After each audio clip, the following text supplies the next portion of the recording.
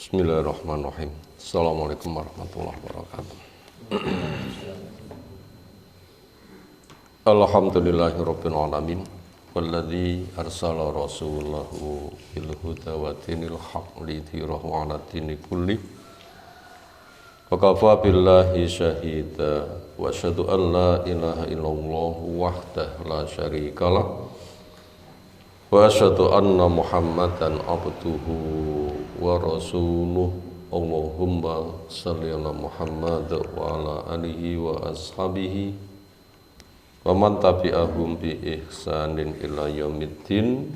Ya ayyuhalladzina amanu taqullaha wa qulu qawlan sadida yaghfir lakum a'malakum wa yaghfir lakum dzunubakum. May yuti'illaha wa rasulahu faqad faza fawzan 'azima wa ba'd. Fa inna asdaqal hadisi kitabullah, khairal hadyi hadyu Muhammadin sallallahu alaihi wasallam,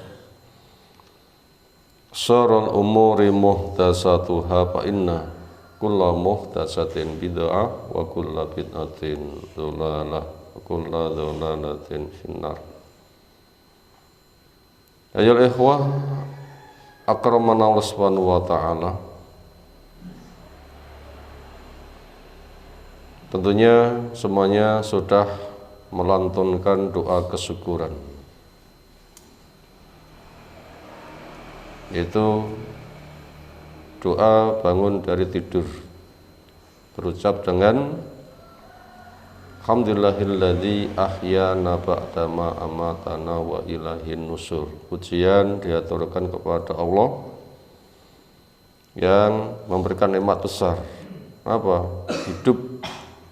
Dihidupkan kembali setelah mati. Tidur itu mati.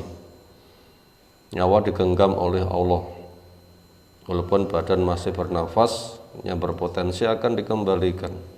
Dan itu nikmat besar yang kepadanya kembali untuk nambah-nambai bekal. Maka siapa yang secara umum menginginkan hidup, nggak suka mati, maka bangun itu membahagiakan. Tapi kenyataannya seolah tidur itu menjadi kesukaan, sehingga seneng ngantuk, sampai semalaman tidur, subuh masih ngantuk. Mestinya bentuk syukur itu dengan meningkatkan ketaatan, tapi sering dijumpai jamaah terlambat, bahkan qobliyah subuh hilang. Itu petaka besar. Bila tidak sadar kehilangan, itu merupakan petaka. Enggak sadar kehilangan merupakan petaka. Kenapa? Karena qobliyah subuh nilainya lebih baik daripada dunia bersama isinya. Sampai kehilangan lalu tidak rumongso kehilangan, itu merupakan petaka. Nah, semoga Allah jaga kita dari petaka-petaka. Siapa yang sedang terkena petaka, mentaslah. Berikutnya Sahih Bukhari, babus syurut fil jihad wal musalahah ma'a ahlil harb wa kitabatis syurut, yang sebagian telah kita ansur kemarin dari hadis yang panjang. Insyaallah kita lanjutkan bab membahas masalah persyaratan yang boleh atau yang tidak boleh ketika kaum muslimin terjun di medan jihad. Artinya musuh sudah diperangi. Apakah di sana bila ada musolahah perdamaian itu boleh? Bila boleh, itu syaratnya apa? Dan itu apakah butuh untuk dicatat? Untuk menjabarkan hal ini, Imam Bukhari rahimahullah ta'ala menyuguhkan dari peristiwa Hudaybiyah, nama sebuah tempat yang sangat dekat ke Mekah, hanya hitungan kilometer, yang gerakannya akhirnya terpantau tapi sudah pada kondisi dekat, sehingga orang-orang Quraisy mengirimkan utusan tanya apa permasalahan.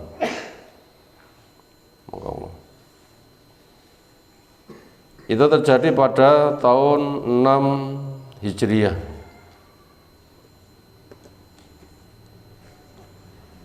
Sebuah tempat Hudaybiyah sangat terkenal sekali, sehingga dikenal dengan perjanjian Hudaybiyah.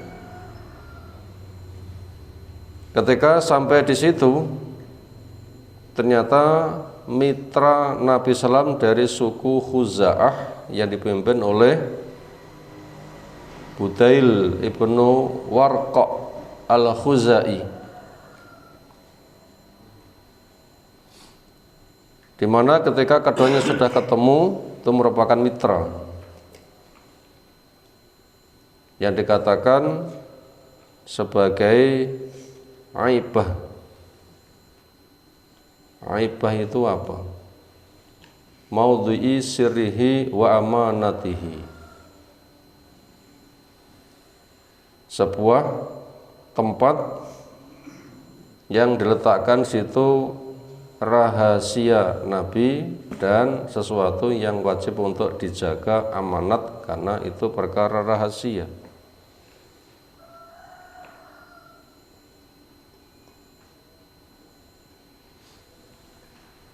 Di situ Nabi SAW menjelaskan, kedatanganku ke sini bersama 1.400-an orang itu untuk umroh. Makanya mereka sudah membawa hewan-hewan yang nanti akan disedekahkan untuk penduduk Mekah.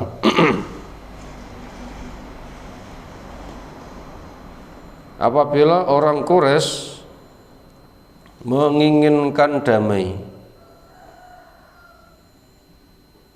sehingga membiarkan kami bersama umat untuk berumroh, maka jika mereka menginginkan begitu dan jelas serta gamblang, maka itulah tujuan kami. Untuk umroh kita damai saja. Apabila orang Quraisy mau bergabung, program umroh kami bagus. Untuk umroh bareng, untuk tawaf bareng. Apabila orang Quraisy tidak mau, ingatlah Quraisy telah dilemahkan oleh peperangan, dibikin tidak berdaya oleh peperangan. Maka apabila mereka tetap bersiteguh untuk tidak membiarkan kami umroh secara damai, lalu mereka menginginkan perang,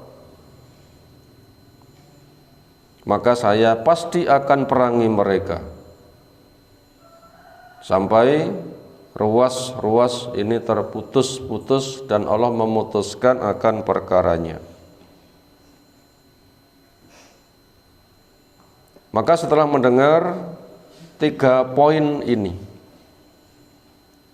apa tadi 3 poin tadi? 1, tujuannya untuk umroh. 2, bila mereka membiarkan kami aman-aman sebagai satu bentuk ikatan perdamaian, maka enggak mengapa tanda tangani perdamaian. Atau bila mereka juga tidak mengizinkan, yang terjadi mereka inginkan itu adalah perang, maka saya tidak akan mundur. Itu kurang lebih 3 hal. Diberitahukan programnya umroh. Yang kedua, bila butuh ikatan kepercayaan dengan perjanjian damai, oke. Tapi apabila juga tidak dikehendaki, yang diinginkan perang, saya layani. Nah, gitu jawaban Nabi keterangan Nabi Sallallahu Alaihi Wasallam. Maka berita ini akhirnya disampaikan kepada orang-orang Quraisy yang kurang banyak luas pemikirannya, dikuasai dengan jiwa perang. Ketika Budail minta izin, maukah kalian saya sampaikan berita tentang si Muhammad itu? Mereka mengatakan tidak perlu, tapi yang cerdas mengatakan silahkan kamu sampaikan. Sekarang kita lanjutkan. Faqala Budailun, saubalighuhum, akan saya sampaikan kepada mereka. Matakul, apa yang kau katakan, hei Muhammad? Kalau perawi cerita, fantolako, maka berangkatlah si Budail hatta ata Quraisyan, sehingga Budail datang di Quraisy. Qala menjelaskan, inna qad ji'na, sungguhnya kami telah datang. Kum, kepada kalian, min hadza, dari orang, dari min hadza rajul, dari orang ini, yang dimaksud Nabi kita. Wa sami'na, dan kami telah dengar orang ini yakul mengatakan kaulan, sebuah ucapan. Lau situm, andaikan kalian mau, anak ridho, untuk saya sampaikan alaikum, kepada kalian, fa'alna, akan saya sampaikan. Faqala sufa'uhum, maka berkata yang bodoh dari mereka, artinya dikuasai jiwa permusuhan, nggak ingin mendengar apa yang dikatakan Nabi, yang ada musuh perang, musuh perangi, itu namanya orang-orang safih, orang-orang bodoh.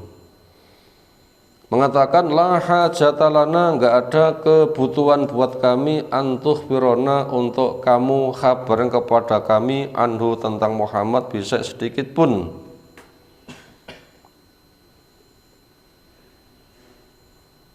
Yang kurang longgar pikirannya ngomong begitu. Wa qala dzurra'i, dan berkata orang yang masih longgar pikirannya, minhum, dari orang-orang Quraisy, hati, silahkan kamu ungkapkan, kamu datangkan. Ma sami'ta, apa yang kamu dengar, yakul, dia mengatakan. Tolah kiwa tengen, yang ngantuk disinggol. Tidur pagi itu enak ya. Tolong ditoleh, singgol. Siapa sing ngantuk? Atau berdiri dulu, atau wudu. Kalau dia mengatakan sami'tuhu, saya mendengar orang ini yakul mengatakan kada wa kada, begini dan begini. Fatas, maka Budail menceritakan kepada mereka bima qala, dengan apa yang telah mengatakannya an-Nabiyyu sallallahu alaihi wasallam. Faqama, maka berdirilah Urwah ibnu Mas'ud, termasuk tokoh Quraisy. Waqala, dia mengatakan, ai qaumi, bukai wahai kaumku, alastum bil walid, bukankah kalian masih punya orang tua? Otomatis pemimpinnya, qalu bala, iya. Kalau ada orang tua hendak memberikan nasihat, butuhkan, tentunya mereka menjawab bala, iya. Awalastum bil walad, bukankah kalian punya anak, sehingga juga butuh untuk dijaga keselamatannya? Qalu bala, mereka menjawab iya. Qala, ia tanya lagi, fal tatahimuni, apakah kalian curiga kepada saya? Saya enggak punya loyalitas, kesetiaan kepada kalian? Kalau mereka menjawablah, enggak, kami enggak menuduhmu sebagai orang yang berpotensi khianat pada kami. Qala, Urwah mengatakan, alastum ta'lamun, bukankah kalian tahu, anni istaghfartu ahla uqad, bahwasanya saya pernah memberangkatkan penduduk Uqad, tentunya marganya. Falama ballahu alayya, ketika mereka melemahkan kepada saya, Ji'tukum bi ahli, saya datang kepada kalian membawa keluargaku, wa waladi, dan juga anakku, wa man ata'ani, dan orang yang mentaati saya, untuk membela diri supaya Quraisy tidak mengalami kehancuran. Ini menunjukkan jasa kesetiaannya kepada Quraisy. Makanya ketika dia ngomong di sini, ini bukan untuk merusak, tapi untuk mengokohkan Quraisy. Ini kata tokoh Quraisy kepada sesama teman mereka sendiri. Ini bahasa Urwah untuk bicara supaya bicaranya didengar. Qalu bala, mereka menjawab iya. Kalau memang kalian masih menghargai saya, mungkin dianggap sebagai orang tua atau anak yang punya kesetiaan, dan kenyataannya saya punya sejarah setia, kalian pun juga tidak menuduh saya sebagai perusak Quraisy, maka saya bicara di sini pun juga untuk tujuan demikian. Maka untuk itu tentang kedatangan si Muhammad, pendapat saya begini, yang dia telah menjelaskan sebagaimana disampaikan oleh Budel tadi. Tujuannya semata memang untuk umroh. Apabila butuh kepercayaan dana damai, siap untuk berdamai, mungkin ditandatangani atau apa. Atau apabila memang kalian ngajak perang, dia pun juga siap untuk berperang. Maka dari beberapa keterangan yang disampaikan tadi, sikap saya begini, fa inna hadza, maka sesungguhnya orang ini qad aradalakum, telah menawarkan kepada kalian khuttata rusdin, itu penawaran kebaikan. Gak ada niatan dia itu perang. Memang dia tidak membawa alat perang, yang ada binatang-binatang yang sudah diberi tanda untuk disodakohkan kepada penduduk sini sebagai sodakohnya. Memang di sini tujuannya untuk umroh. Maka untuk itu ikbaluha, terima dia, gak usah ditolak. Wa ta'uri, dan biarkan saya ati akan mendatangi si Muhammad itu. Kalau akhirnya orang Quraisy mengatakan, iti, silahkan kamu datang kepada dia. Fajala, akhirnya mulailah si Urwah, utusan Quraisy ini, yukalimun nabiyya, berbincang dengan Nabi sallallahu alaihi wasallam. Faqala, maka berkomentar an-Nabi sallallahu alaihi wasallam, nahwan min qaulihi, semisal dari ucapan beliau li Budel, kepada Budel.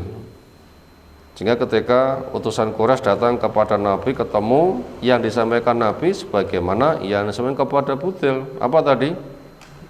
Tujuannya untuk umroh. Bila mereka membutuhkan perdamaian, siap. Bila mereka menginginkan perang, saya tidak akan pernah mundur. Yang disampaikan sama persis. Faqala Urwatu, maka kemudian si Urwah memberikan komentar inda dzalika, ketika Nabi telah selesai mengungkapkan programnya itu untuk apa. Kata Urwah, wakil dari Quraisy tadi,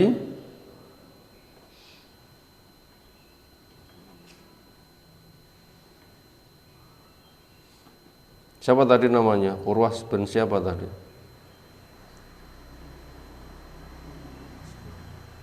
Urwah bin Mas'ud.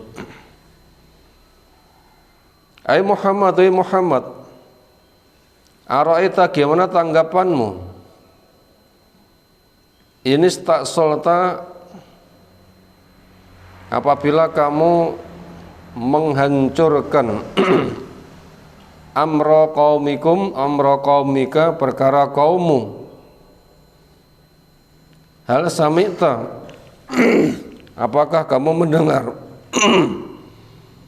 bi ahadin minal arabi, tentang seseorang dari orang Arab, ijtaha yang merusak ahlau kepada keluarganya qablaka sebelum kamu. Apa enak ceritane wong Arab itu merusak keluarganya sendiri?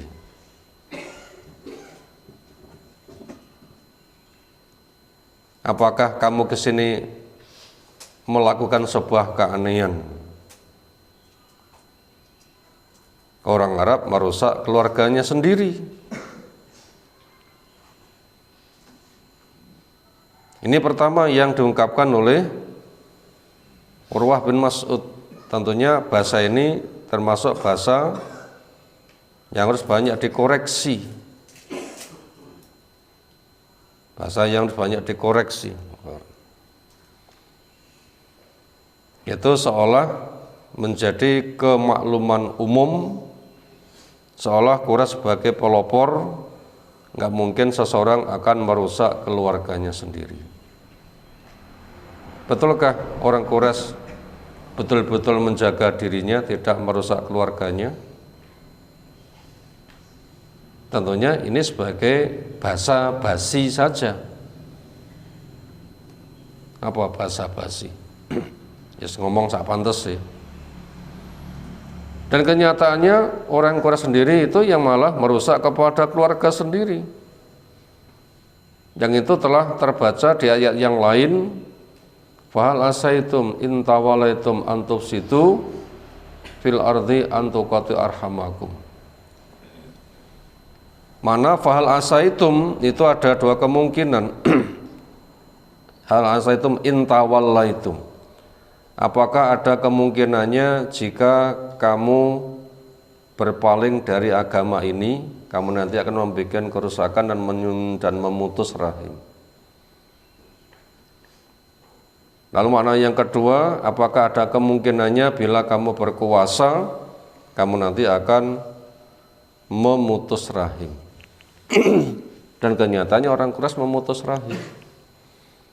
Kalau memang mereka itu orang yang nyambung rahim, nggak merusak kepada keluarga sendiri, tentunya Nabi dakwah itu nanti akan diterima. Karena Nabi memang dari orang Quraisy. Dan Nabi jujur, mereka memberikan gelar Al-Amin.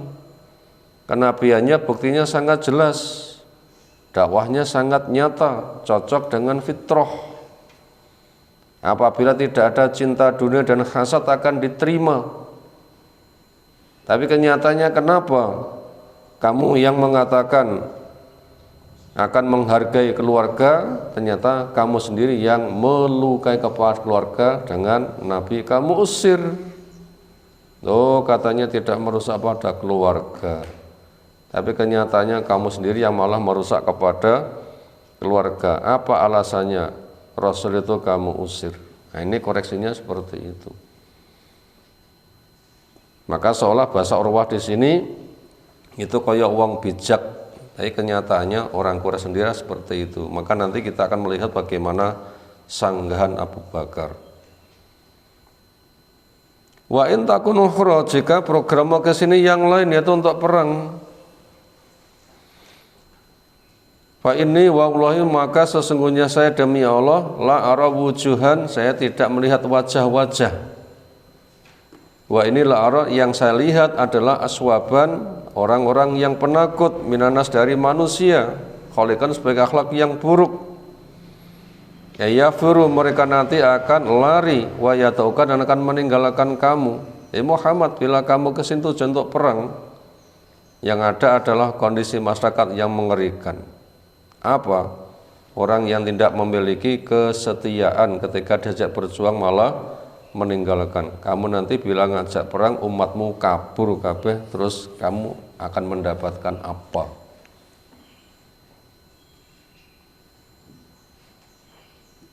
Ternyata bahasa yang disampaikan itu bahasa gembosi.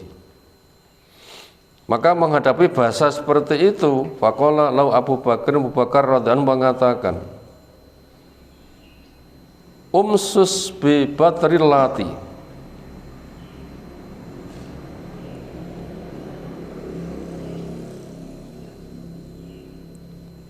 meneteklah kepada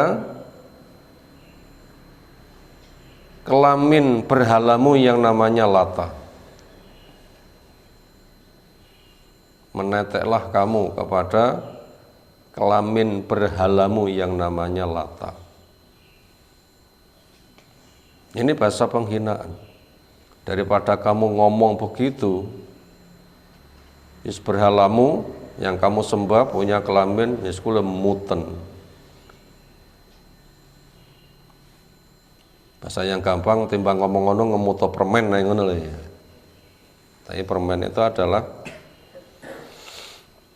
kelaminnya itu Lata. Ini kan bahasa penghinaan. Artinya atau apa? Itu omonganmu itu tidak bener belas. Kenyataannya Rasul tidak memerangi keluarganya, kamu mengatakan memerangi keluarganya. Orang-orang yang menjadi pembela Nabi nggak mungkin akan lari. Kamu mengatakan bila kamu nanti ngajak perang umatmu akan bubar. Ngomong apa kamu itu? Anahnu nafiru anhu, apakah kami akan lari meninggalkan Nabi wa nata'uhu dan akan membiarkannya? Nggak mungkin itu akan terjadi. Apabila kami akan lari darinya meninggalkannya, nggak mungkin kami mengawalnya sampai kondisi seperti ini. Yang ternyata Nabi kami kamu usir, pada itu kerabatmu sendiri. Yang itu sangat berat. Ternyata sekarang kami semakin kuat. Kami lari dengan sembunyi-sembunyi, sekarang kami datang dengan terang-terangan bersama 1.400 orang. Mana mungkin keadaan seperti ini kami dikatakan lari meninggalkan Nabi. Sebagaimana kamu katakan bila kamu nanti ngajak perang, umatmu akan lari meninggalkan kamu. Mana itu? Daripada kamu ngomong begitu, sana ngemuto permen kono.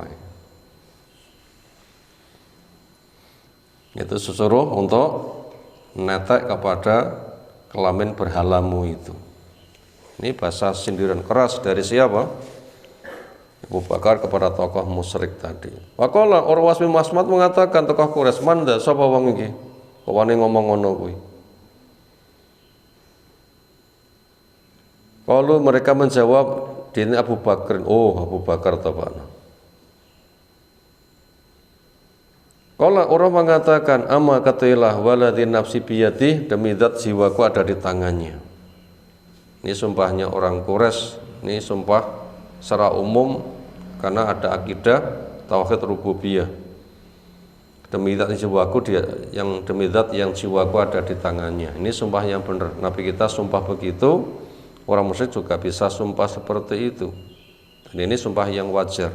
Dan siapapun memang dikuasai oleh Allah, maka dikatakan demi zat yang jiwaku ada di tangannya. Memang manusia digenggam oleh Allah Subhanahu wa ta'ala. Ini tauhid rububiyah. Tapi sumpah kayak begini belum tentu yang sumpah itu punya tauhid uluhiyah, karena pengakuan sebagai tauhid rububiyah belum meningkat. Walau layatun, andaikan bukan karena tangan, punya mana bantuan, karena telaka yang ada padamu, yang ada untukmu, indi di sisi saya, andaikan kamu enggak punya jasa kepada saya, lam ajazika, yang saya belum bisa membalasnya, membalasmu biar dengannya, la ajabtuka, akan saya jawab kamu. Kamu ngomong yang menyakitkan. Andaikan bukan karena kamu punya jasa, yang jasamu belum bisa saya jelas, andaikan kamu enggak punya jasa atau punya jasa yang sudah saya balas, akan saya jawab. Tapi karena kamu punya jasa, jasamu belum saya balas, saya malah sungkan untuk menjawab kepada kamu. Ini termasuk menunjukkan kelebihan Abu Bakar. Apa kelebihan Abu Bakar? Sangat dermawan, yang banyak disumbang bukan sebatas orang muslim, wong kafir pun juga banyak disumbang. Sumbangan sosial tentunya. Sumbangan sosial yang itu hukumnya netral. Semisal tanggane butuh mangan, butuh minum, ada bencana, dibantu membenahi rumah sebagainya. Itu namanya donasi sosial. Abu Bakar itu sangat bersosial.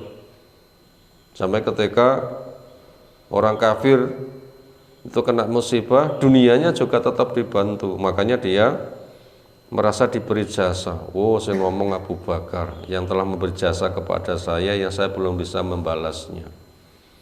Andaikan dia nggak punya jasa kepada saya, ngomong begitu akan saya labrak, ganti kamu.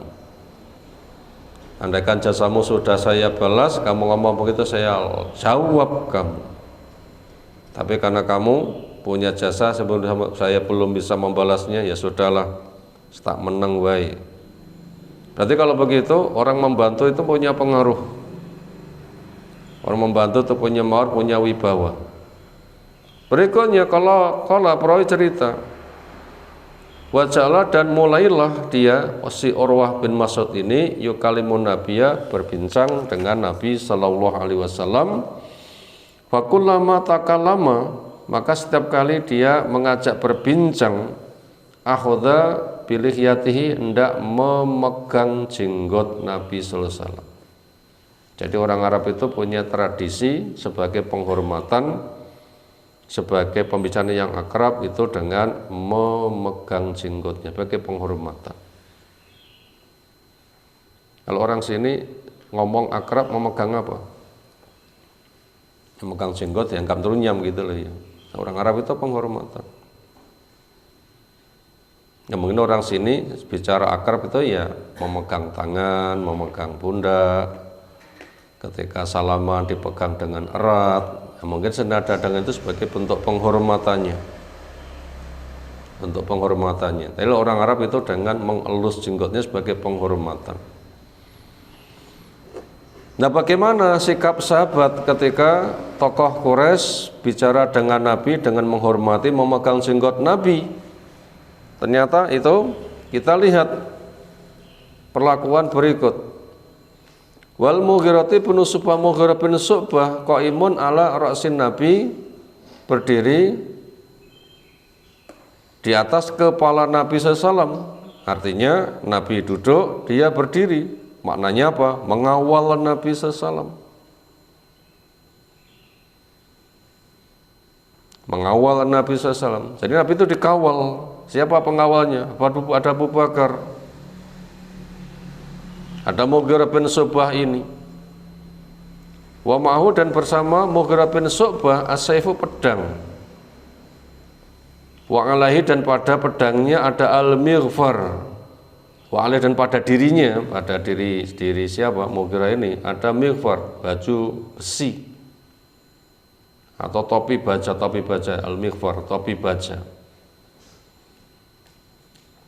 Artinya sebagai pengawal siap untuk menjaga Nabi. Fakullama ahwa, maka setiap kali mengulurkan si Urwah bin Mas'ud tokoh Quraisy, mengulurkan biyadihi tangannya ila lihyati Rasul, kepada jenggot Nabi sallallahu untuk menghormatinya. Doroba Mughirah bin Syu'bah memukul yadahu, pada tangannya Urwah bin Mas'ud, bina'li sayfi, dengan gagang pedangnya. Mau memegang jenggotnya, pukul dok. Nah itu loh ya, akhirnya nggak jadi memegang jenggot Nabi. Mau memegang lagi, pukul lagi, supaya tangannya tidak diulurkan.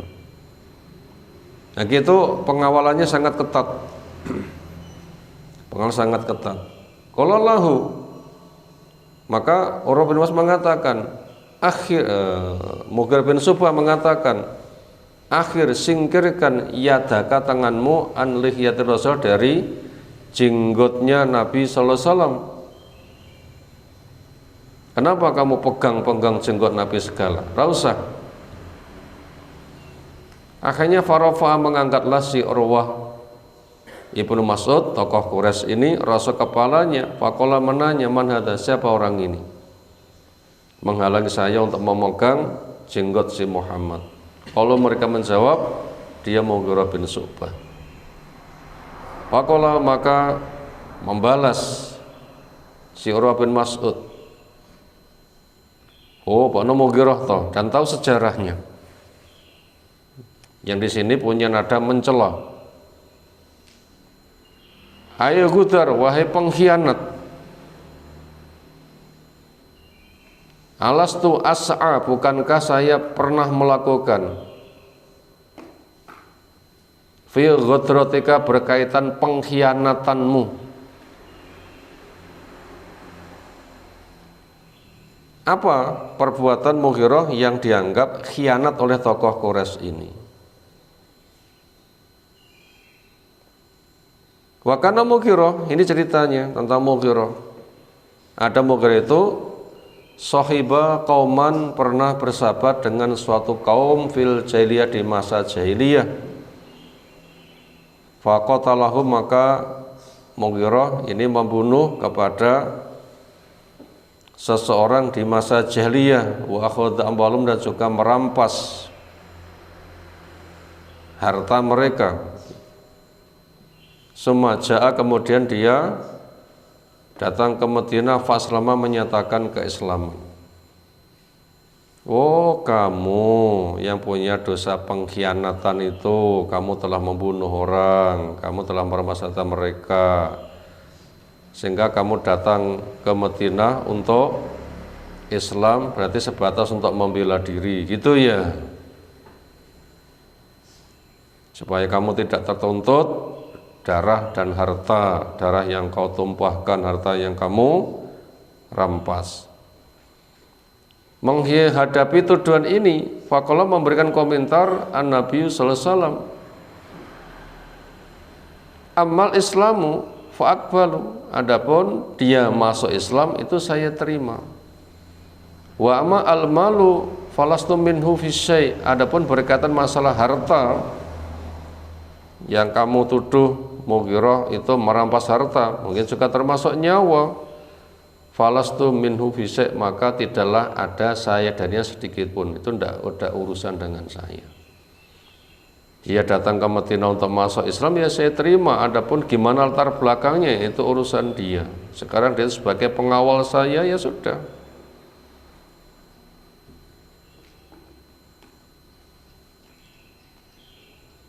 Itu jawaban Nabi SAW menghadapi Mughirah yang dicela seperti itu.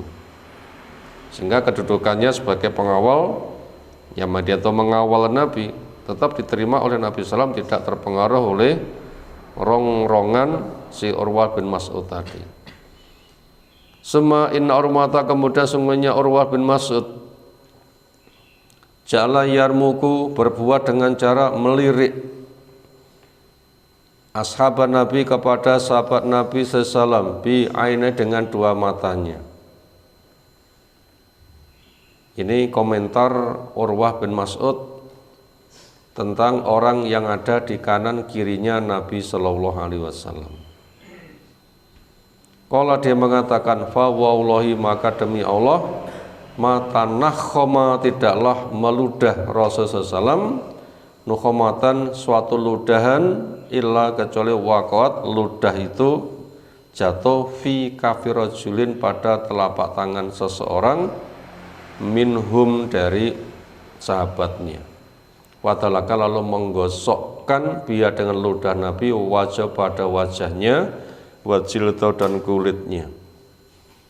Ini menggambarkan kesetiaan para sahabat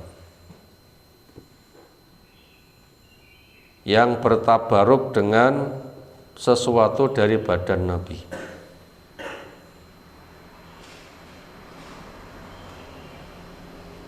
Dan itu diizinkan, dan itu khusus untuk sahabat.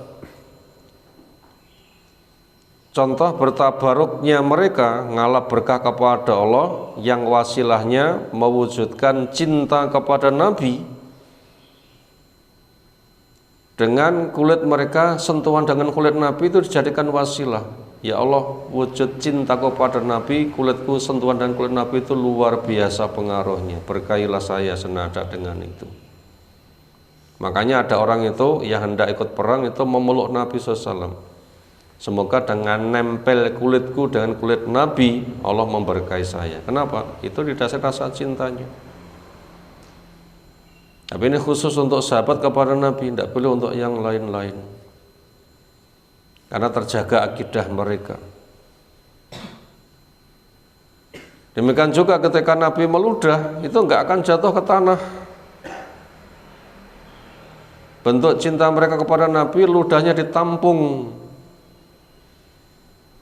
menimpa digosok-gosokkan wajah kulitnya.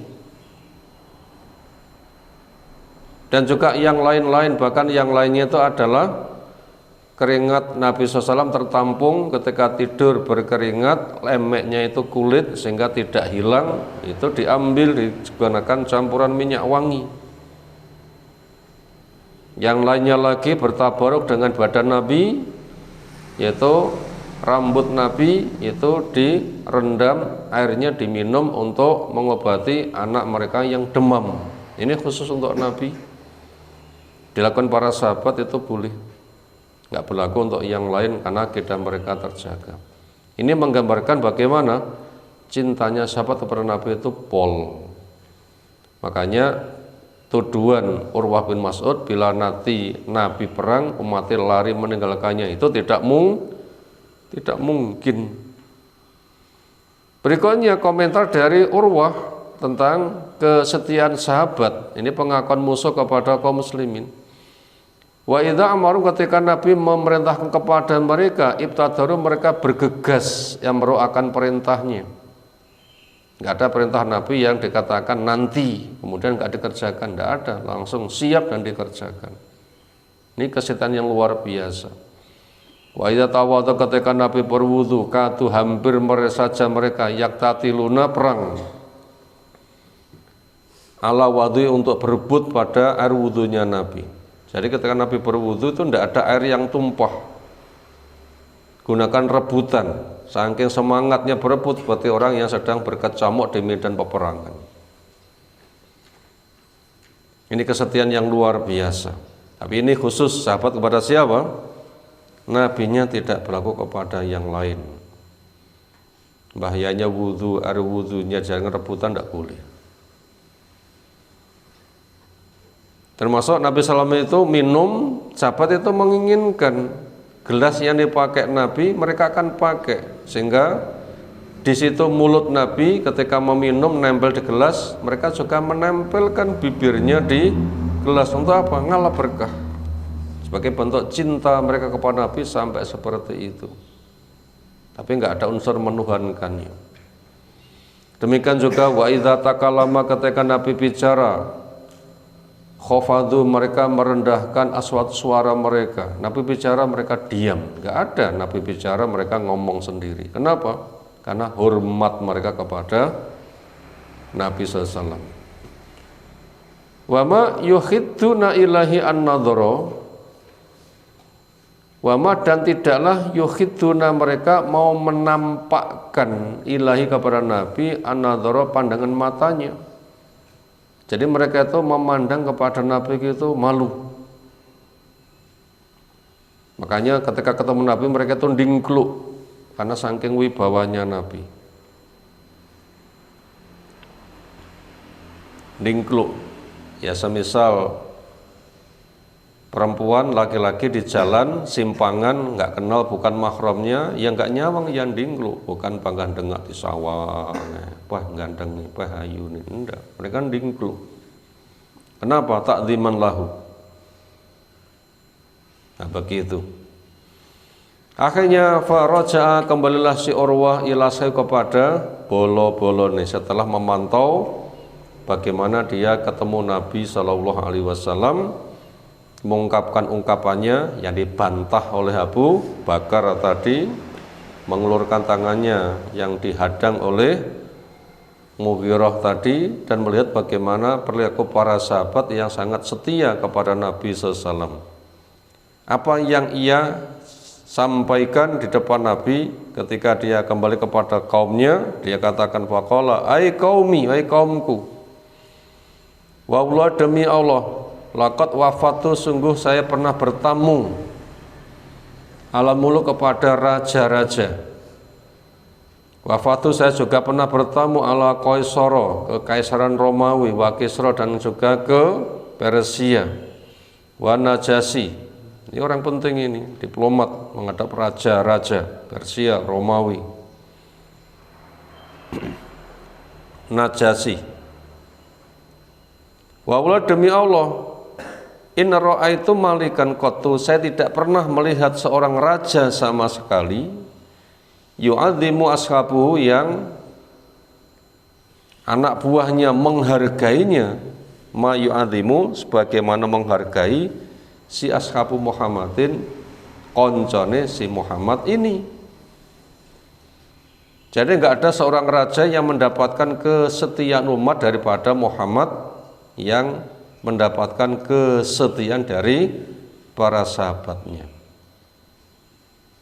Berarti ini pemberitahuan bagaimana kesolidan kepemimpinan Nabi SAW, sehingga andaikan itu berjuang ngajak perang, enggak ada orang yang meninggalkannya. Sampai-sampai intana khoma, ketika si Muhammad itu meludah, nukhomatan suatu ludah, illa waqat, kecuali ludah itu akan menimpa fi kafirajul minhum, pada telapak tangan seseorang dari mereka, padahal kabiya, ia usapkan dengannya wajah kepada wajahnya, wajil dan kepada kulitnya. Wa idza mar, ketika si Muhammad itu memerintahkan sebuah perintah, ibtadur, mereka bergegas amr, untuk melaksanakan perintahnya. Wa idza tawadu, ketika si Muhammad itu wudu, katu, hampir saja mereka yaktatiluna, perang, ala wadu, untuk rebutan air wudunya Nabi. Wa idza takallama, ketika si Muhammad itu ngomong, khafadu, mereka akan merendahkan suatu suara mereka, akan khidman mendengarkannya, indahu, yang ada di sisinya. Wa ma yukhiduna, mereka pun juga enggak berani untuk mengangkat anadhara, pandangan matanya, ila, kepada Nabi. Kenapa? Ta'ziman, karena menghargainya. Wa innahu qad aradu alaikum, Muhammad telah menawar kepada kalian khuttata rustin, sebuah penawaran yang baik, maka untuk itu faqbalu, terimalah. Jadi kalau begitu kesimpulannya, tokoh Urwah bin Mas'ud itu membiarkan kepada Nabi SAW untuk apa? Datang umrah, selesai pulang ya sudah, sehingga tidak menghalang-halanginya sama sekali. Jadi kalau begitu di sini kita sudah melihat ada dua tokoh yang tidak menjadi penghalang dari program umrohnya Nabi SAW. Pertama siapa tadi? Budel bin Warqa, yang kedua Urwah bin Mas'ud. Nah, bagaimana sikap tokoh-tokoh yang lain yang mereka pernah ketemu dengan Nabi SAW? Insya Allah kisahnya bisa kita baca berikutnya. Sisa kisah masih berlembar, insya Allah bisa kita ansur di kesempatan berikutnya. Walam suwab, alhamdulillahirabbil alamin. Subhanakallahumma bihamdika, asyhadu an la ilaha illa anta, astaghfiruka wa atubu ilaik. Assalamualaikum warahmatullahi wabarakatuh.